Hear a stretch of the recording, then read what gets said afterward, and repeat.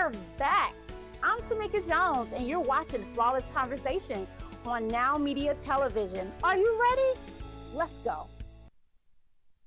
Welcome back to Flawless Conversations. In this segment, we're addressing something nearly every woman experiences, the comparison trap, and how to meet it with compassion instead of criticism. Comparison often masks deeper emotional needs like belonging, reassurance, even validation. Rather than shaming ourselves for it, this conversation reframes comparison as information guiding women back to their own lane in their own timing and their own worth. Nina, how does social media change the way women compare themselves? Ooh, that's a big one. That is a That's a big big one. one. That's a big one because comparison is the thief of joy. Yes. It's the thief of joy. And a lot of people don't understand what it takes to go into what you see on social media, the cameras, the lights, the makeup, right? That is not real life. What you see is not real life. But social media comparison used to be local. You used to compare yourself to the girl at church or to the girl at work or to the girl at school. Now it's global and it's constant. We're comparing real lives to curated moments, to filters, and it quietly literally steals our joy if we're not intentional. Yes. I like that. You just said something and I just wrote it down too. We're comparing real lives, Lives, to real lies. Mm, that's so powerful. Right? It's really, when you let's put it this way. Sometimes there are people that are these big social media influencers, right?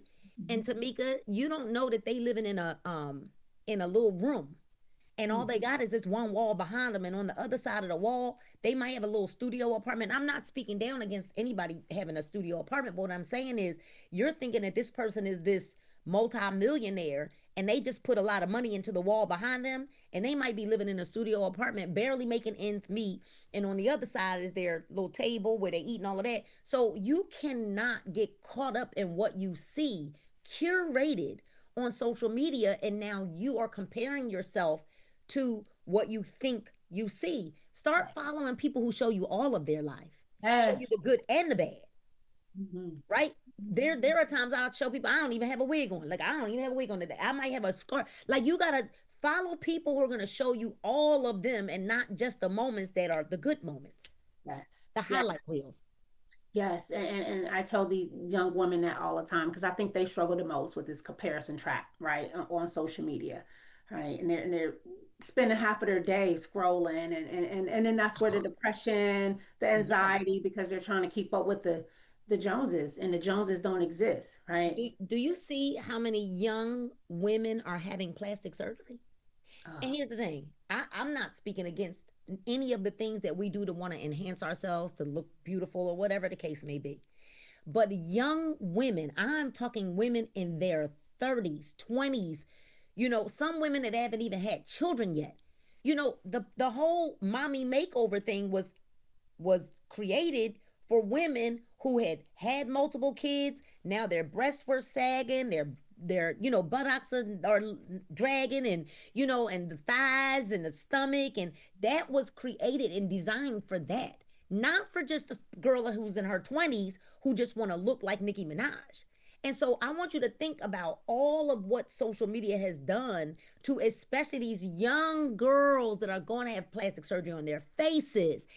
I mean, it's gone beyond hair extensions and lashes that sometimes look like hair brushes. And it has gone way too far with people trying to compete with what they see on social media. Like the bigger the butt, the better, or the smaller the waist. I don't, because we just don't feel comfortable with ourselves, where the yes, mommy makeover was just to kind of get us tight again after your body was stretched all out of shape from having multiple kids.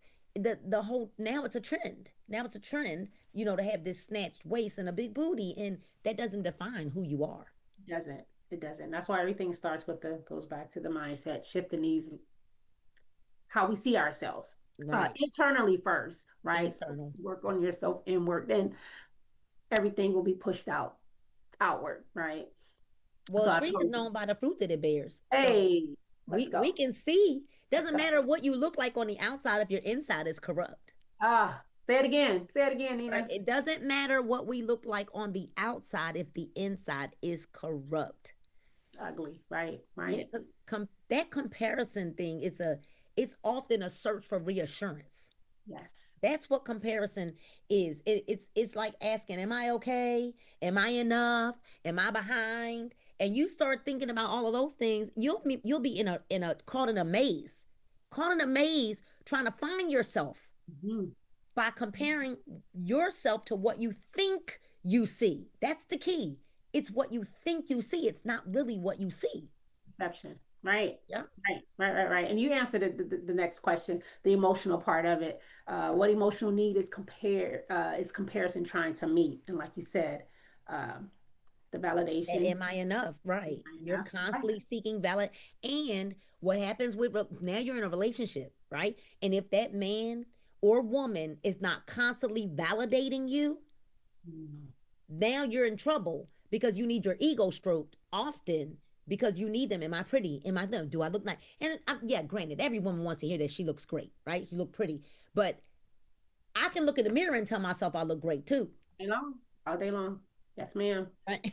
And I'm then you amazing. go I'm seeking the beautiful. next validation, like you Yeah. said. Now, okay, I got my butt done or my waist snatched. No, okay, maybe I need to get my lips done now, or maybe I need to just the outer stuff. Maybe I'll feel better if I just go to the spa and get a mani. No, it's inner work. You have to start from the Yes. inner, right? All that stuff is surface. It's Yep. surface and it's enhancements, right? But it doesn't supposed to be the end all, right? Inner work is where we start.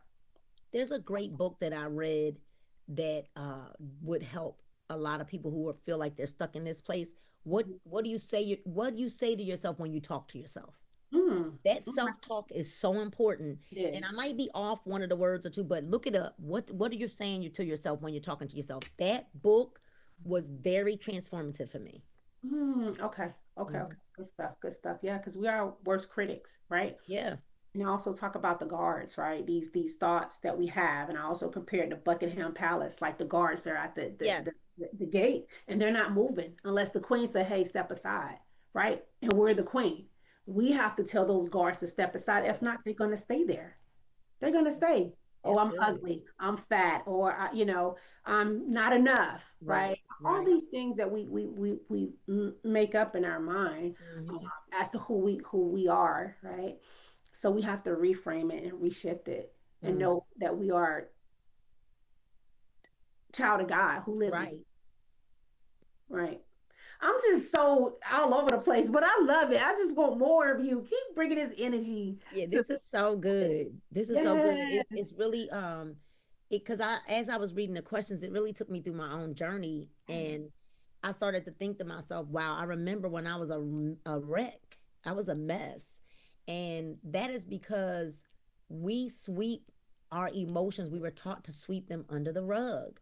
I did not face what I was feeling and dealing with until after I went through my divorce. And after going through my divorce, I started walking the track to shed some of the physical weight that I was feeling. But there's a lot of weights that bind us that are not just physical, but they manifest in the physical. Mhm. And I really feel like I was reintroduced to who I am on Mm. that track, shedding weight, and started taking the moment for myself to just breathe and be present in life to really understand who and whose I was and who I am, whose and who I am. And so that reflection when you were asking these questions and I was reading, I said, wow, I remember when I was that. I remember when I was that, and a lot of self work went into being who I am today.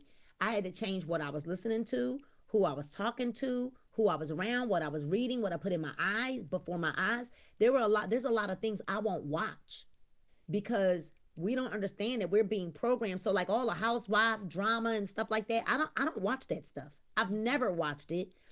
A lot of I was at a party last night, a Christmas party, and they were playing music, and I was thinking to myself, wow, I've never heard this music. And it's stuff that I never wanted. So I'm guarding my ear gates, guarding my eye gates, guarding my spirit, putting boundaries right around me to make sure that I am guarding what I hear, what I see, because all of that plays a part in who we become. And we believe that we have to be shameful about these boundaries, that we have to be shameful about becoming. We believe that instead of judgment, I had to tell myself this is my nervous system seeking safety. So it wasn't judgment, but we know internally when we are looking for safety. And we have to be okay with it. Awareness without condemnation is what breaks the cycle. And Mm. we've spent way too much time with condemnation. Yes. You're going to hell. Condemnation, beating ourselves down. We made a mistake. We've done some things, but guess what? We are not our flaws. Oh, they We're don't not our define us. flaws. They refine us. They don't define us, they refine us. Right?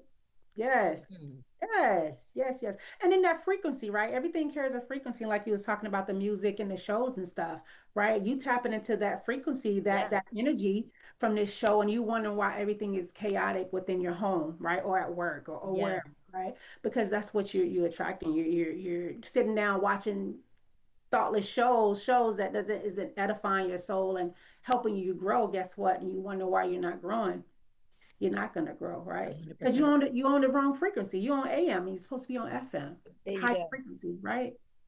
So, what is one simple reminder help women know their journey is enough just as it is? One simple reminder.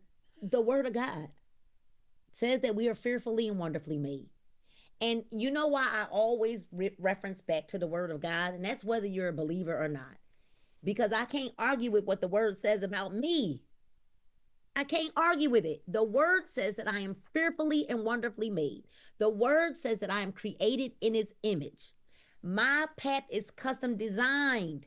I am not late. I am not behind. And there is nothing lacking.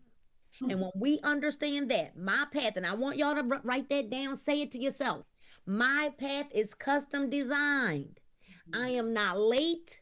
I am not behind. And there is nothing lacking. Divine timing. I love it. Up next, we'll close with a powerful, powerful conversation about allowing yourself to evolve without apology. Flawless fam, you definitely do not want to miss this last segment. More to come on Flawless Conversations. We'll be right back to remind you that healing is possible. Confidence is yours and that you are flawless. This is Flawless Conversations on Now Media Television.